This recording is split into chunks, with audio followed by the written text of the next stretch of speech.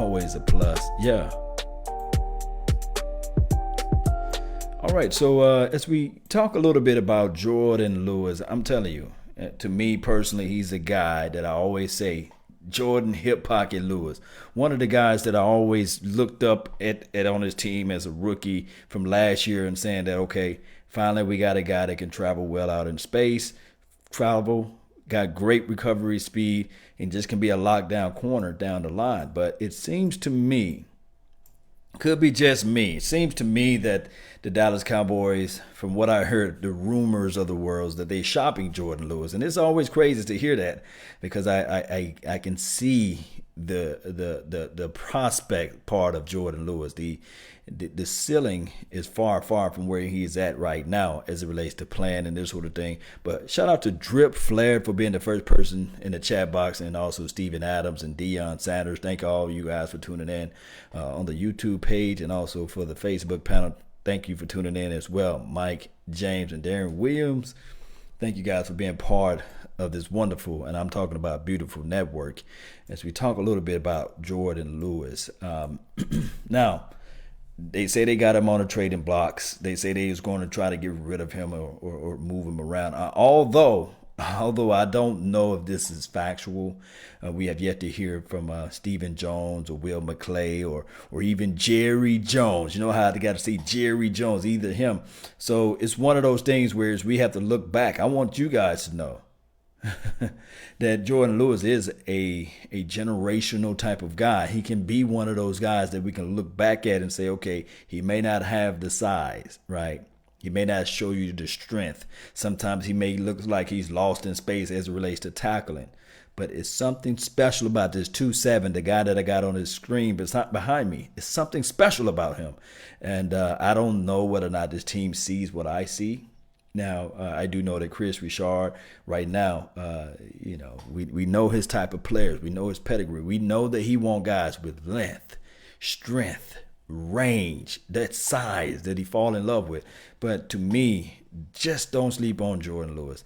I hear a lot of people, Jazzy Jeff, man, thank you for tuning in to the nation. He said, make sure that we don't trade Jourdan Lewis. And I call him Jourdan Hip Pocket Lewis for a reason. And teams, although his stats wasn't like something like, oh, wow, it's something that you really want to run home with last year, teams didn't throw his way. Now, granted, when they did, we saw that the Aaron Rodgers of the world utilized his weaknesses against Jourdan Lewis because he's small. He's not the tallest guy in the world. So certain techniques that you can't run with. And I think from the nature of the way the system is ran now with the man-to-man, mano-y-mano, the way we like it, up press, up tight, up close on the line, I think that durability will be an issue with that. And I want to know your thoughts, guys. I want to know what you have on your mental about Jourdan Lewis, whether or not he should be on his team, whether or not they should trade him, whether or not if they can get a first or a second. And I know that's kind of reaching, getting the first, but maybe they can just swap it out for another third round, or maybe get a veteran guy that can help out this team. Now, this game coming around, this Sunday coming around, we all know that there's the Earl Thomases of the world, right? And we know what Earl Thomas can bring to a team. I think that if Earl Thomas somehow, some way, if we win, then I guess this may be like the end of the road for Earl Thomas, because they're going to look at it from this aspect. We 0-3, the Seattle Seahawks 0-3, and this sort of thing. Let's get something from something, and maybe they'll go that route. But should they try to shop Jourdan Lewis? No. I would say keep him on the mix, keep him on your team, and see where he can be at year 3, year 4. Because this guy is something special about 2'7". If you look up his Michigan tape, I'm telling you, it's something nice. Shout out to Vincent Bobo and Hector Flores. Aja, thank you for tuning in too as well on the Facebook panel. Let me see what I got over here. Anthony Brown is not that tall either. This is from Jazzy Jeff. They probably the same size. The difference between Anthony Brown and the Jourdan Lewis, I think Anthony Brown is a quicker. I think he's a 4'3" guy. I think Jourdan Lewis is more of the 4'4"-ish type of guy, the mid parts of 4'4". And I did a poll, or I can ask you guys now, what do you feel Who had the best rookie year? Was it Anthony Brown or was it Jourdan Lewis? I think both of them had one interception. So let me know. You guys put that in the chat box too as well, whether or not, who had the best rookie year. And maybe Anthony Brown last year had one of those sophomore slumps, and maybe this can be his year because he didn't show like any signs of being the last year Anthony Brown. Anthony Brown played decently, these last two games. So let me know. Jourdan Lewis had a better year. This is from Josh Skinner. You guys let me know who had the better year last year. And I know for sure Jourdan Lewis had more responsibilities than Anthony Brown his first year. And you correct, Josh, correct. He's saying Anthony Brown didn't cover number one receivers. Pretty much number 27 did. So I love to see you guys' opinion, your thoughts on this thing. And at that point, that's not even no opinion. That's true facts right there. Appreciate you, man. You're a troop, man. You're a soldier. David Rios, Jourdan Lewis. A lot of people saying Jourdan Lewis. Ted Mitchell on my Facebook panel. He's saying, hey, man, Jourdan Lewis, wake up, Law. Yeah, baby Deion Sanders. This is from Mike James. I wouldn't go that far. If Jourdan Lewis had just a little bit quicker, then yeah, you could throw in that aspect. Plays a lot better. This is from Leo Park. So I don't know. Maybe it's a temperament type of situation. Maybe it's something that we cannot see. And to me personally, it's a luxury having Jourdan Lewis come off the bench. So I don't think that we should. Now, I would rather for Jourdan Lewis to start over Anthony Brown. But it's a luxury right now because depth is everything. We know that. And if we can get Xavier Woods out here, because do anybody know? Because I don't know. I've been out of the mix, been doing a lot of stuff, got a lot of things in the fray that's coming around. But do any one of you guys know? I know where we at in sacks. I think we're number 2 overall collectively in sacks. And I know it's only been 2 games, so don't sue me. But do any one of you guys know where this team ranks at defensive-wise? Collectively, where does this team rank? Because if I do the quick math, I can say we only gave up 14 points a game. If you judging by the 2 games that we played. So if we can stay on this pace of being top 2 or top 3 or maybe top 4 defense, then we getting into that playoff regardless. I really think so. I think looking forward, because you see in the title, looking forward to week 3. I really think that this team. The offense is going to gel together. 3rd in points per game. This is 2nd in sacks. This is from Jordan K. Thank you for that information, man. I'm talking about you guys are on the money today, man. The statisticians around here. 4th overall team. Ortiz boxing. Yeah. Okay. Cool. So that let me know at least we in the right pathway. And I do for sure. Yeah, top 5 Deion Sanders. Yeah, I feel you on that. Shout out to the name too as well. Warpath, man, one of the coolest names on YouTube, man. Shout out to you. Thank you for tuning in. D.S. Faulkner, thank you for tuning in on the Law Nation's Facebook page. Brown is better corner than Lewis. Hey, I love strong opinions. So now, is that opinions or that's facts? I want to know what you guys think about my guy D.S. Faulkner on the Facebook panel. Is he laying down the facts or he laying down his opinion that Brown is a better corner than Jourdan Lewis? And then we can start breaking down the corner within the corner. Is he a better inside corner? Is he a better outside corner? Is he a better guy that can cover in zone versus a press man coverage? Is he a guy that have better technique-wise? Who's a better tackler out in space? Who corral to the ball? So there's so many levels of cornerbacks that you can really point to.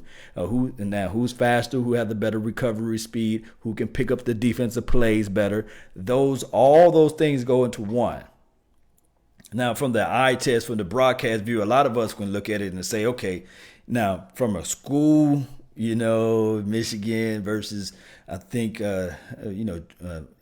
Anthony Brown went to Pitt or something like that. Same school that Revis went to, right? So, we can look at it from school aspect, who played a better competition. But now it's the NFL, right? So, overall, we're 4th in defense. It's from Chris Dantzler. Thank you, man. Thank you for that information.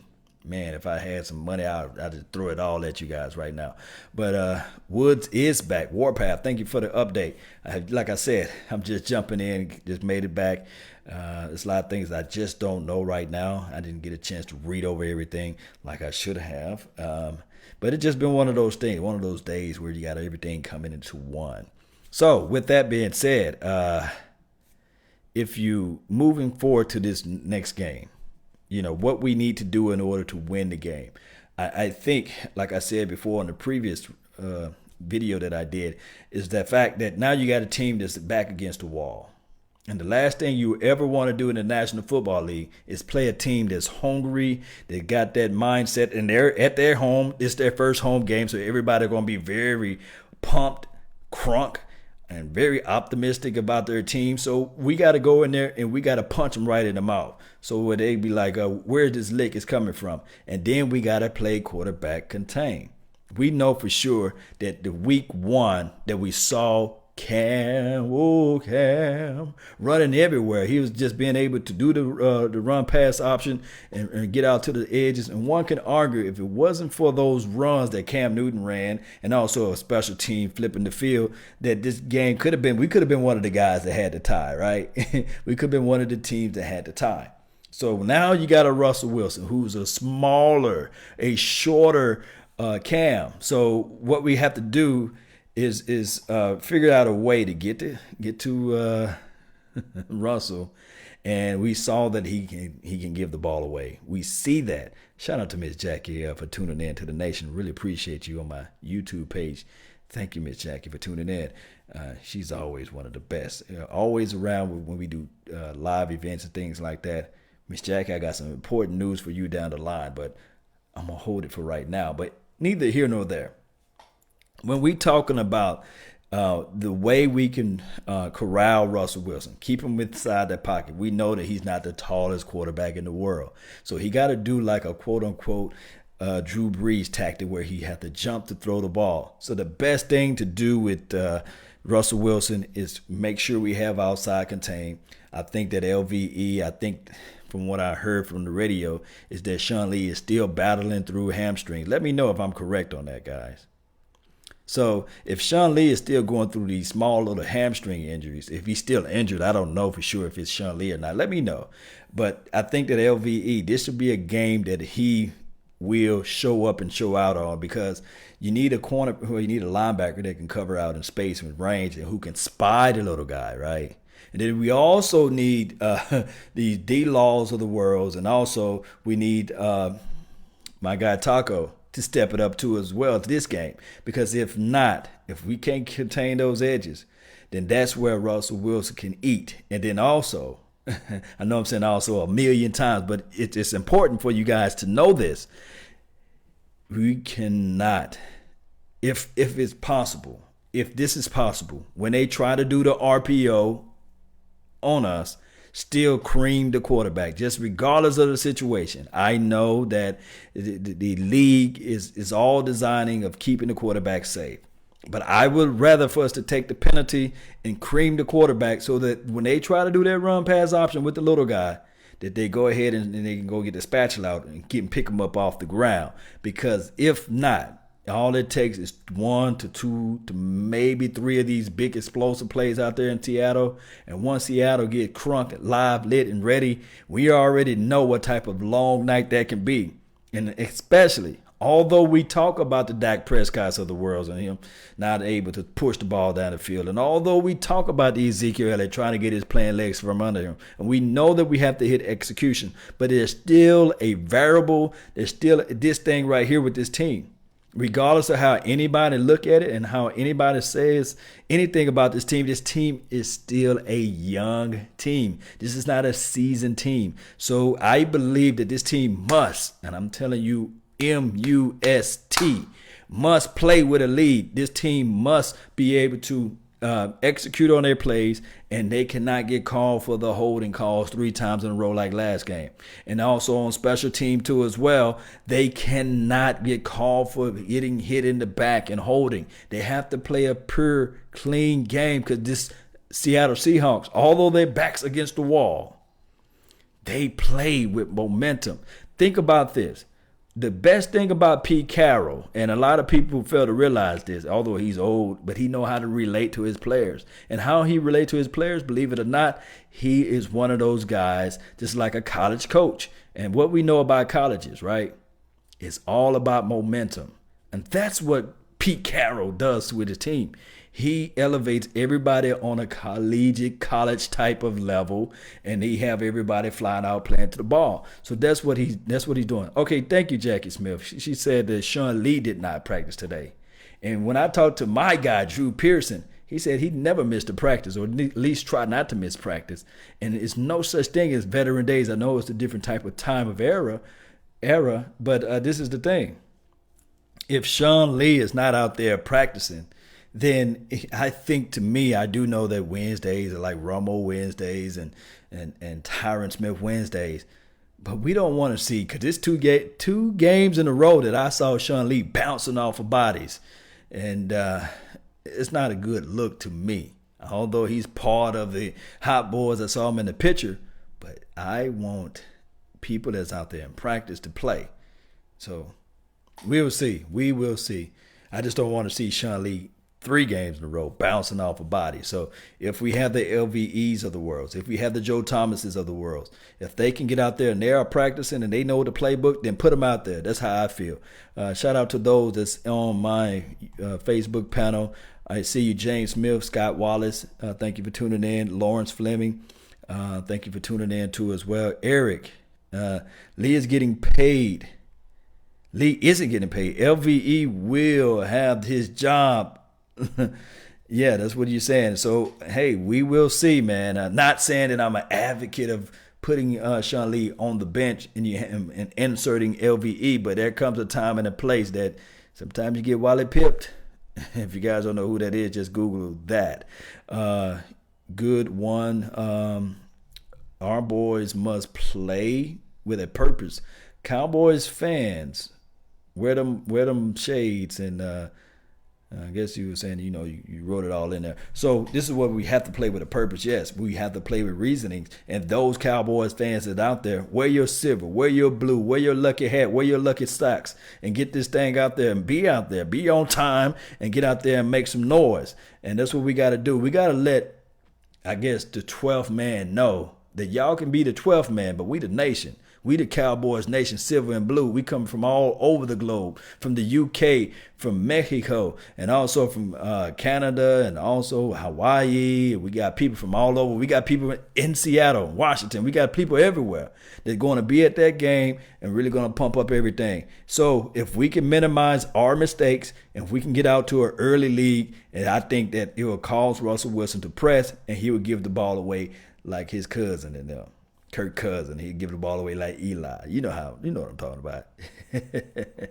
So with that being said, guys, I really appreciate everybody for tuning in to the nation.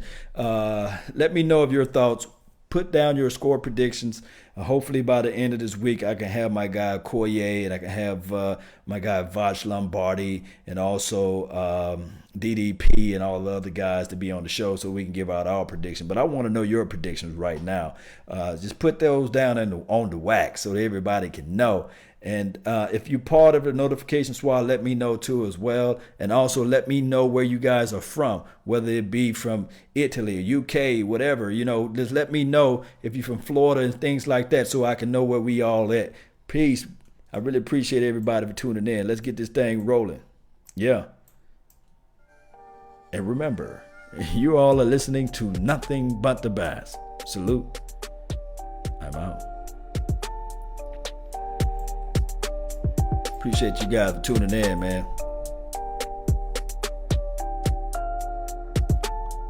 Yeah. Y'all know how this thing go, one way or another. It's your brother.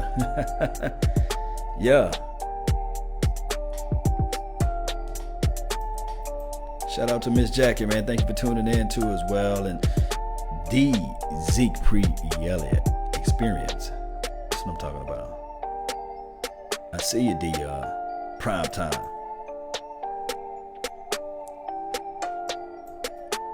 All right.